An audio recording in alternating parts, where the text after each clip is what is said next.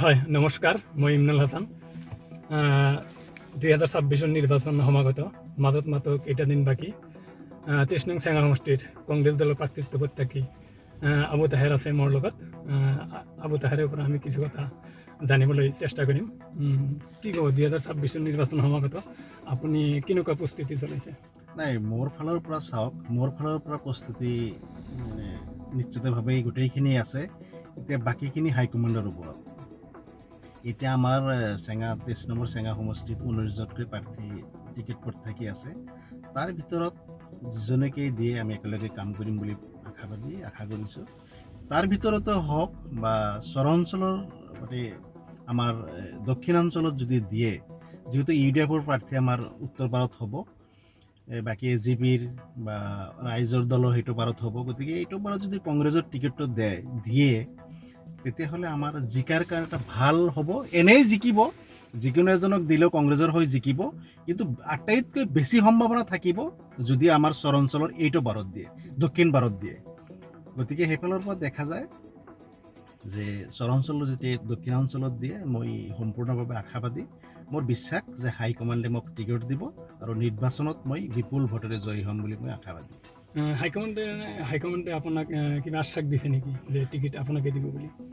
তেনেকৈ আশ্বাস কাকোৱে নিদিয়ে, এনেই চবকে কাম কৰিবলৈ বুলি কয়। ৰিপৰ্ট অনুসৰি তেখেতসকলে এটা ছাৰ্ভে ৰিপৰ্ট আছে, ছাৰ্ভেত ৰিপৰ্ট অনুসৰি যাৰ ভাল তেখেতে দিব বুলি কৈ আছে। কিন্তু দেখা গৈছে গণভিত্তিক হিচাপে, ৰাইজৰ সঁহাৰি হিচাপে মোৰ প্ৰতি যথেষ্ট সঁহাৰি আছে। সেই অনুপাতে মই এটা নিশ্চিতভাৱে আশা কৰিব পাৰোঁ যে হাইকমাণ্ডে মোলৈ বিবেচনা কৰিব বুলি মই ভাবোঁ। চেঙাৰ ভোটাৰ ৰাইজে আপোনাক কেনেকুৱা সমৰ্থন দিছে? চেঙাৰ ভোটাৰে বিশেষকৈ মই আগৰে পৰাই মই লাগি থাকোঁ, সমাজৰ বিভিন্ন উন্নয়নমূলক কামৰ লগত লাগি থাকোঁ, বিভিন্ন সমস্যাৰ লগত বা অনুষ্ঠান প্ৰতিষ্ঠানৰ লগত মই লাগি থাকোঁ।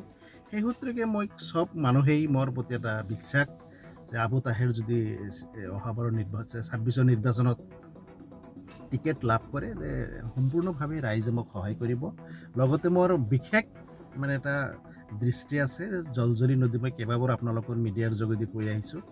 যদি মই বিধানসভালৈ আহিব পাৰোঁ, মই প্ৰায়ৰিটি হিচাপে জলজলি নদীৰ ওপৰত ব্ৰিজখনৰ কথা মই সদনত উত্থাপন কৰিম।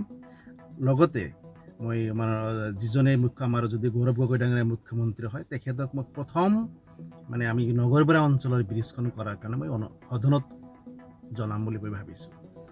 চেঙাৰ বৰ্তমানৰ বিধায়ক আশৰাফুল হুছেইনে কথাৰ ফুলজাৰি মাৰি থাকে। সমষ্টিত আশৰাফুলে কিমান উন্নয়ন কৰিলে, এই সম্পৰ্কে কিবা ক'ব নেকি? ডেভেলপমেণ্ট বুলি ক'লে 126টা MLAৰ ভিতৰত তেখেত ভালকৈ কাম কৰিব পৰা নাই বুলি মোৰ ধাৰণা। কিন্তু সমষ্টিৰ মানুহেও কৈ আছে, যিটো মিডিয়াৰ যোগেদি পাই আছোঁ, তেখেতক ইতিমধ্যে যথেষ্ট মানুহে প্ৰত্যাহ্বানৰ সন্মুখীন হৈছে, যথেষ্ট বাধাৰ সন্মুখীন হৈছে। তেওঁ ৰাস্তাই কৰিব পাৰে, more than 3 to 4 ৰাস্তামান কৰিছে, কিন্তু যথেষ্ট ৰাস্তা কৰিব লাগিছিল, কিন্তু সেই অনুপাতে তেওঁ ব্যৰ্থ বিধায়ক বুলি মই ক'ব পাৰোঁ।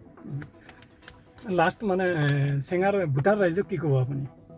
চেঙাৰ ভোটাৰ ৰাইজক মই এটাই আহ্বান জনাম যে কংগ্ৰেছৰ মই বুলি নহয়, যিয়ে পাক তেওঁক সহায় কৰিব লাগে। BJPৰ ভ্ৰষ্টাচাৰী গভৰ্ণমেণ্ট উৎখাত কৰিব লাগে। কংগ্ৰেছৰ চৰকাৰ আনিলে অসমৰ মানুহে শান্তিত বাস কৰিব বুলি মই আশাবাদী।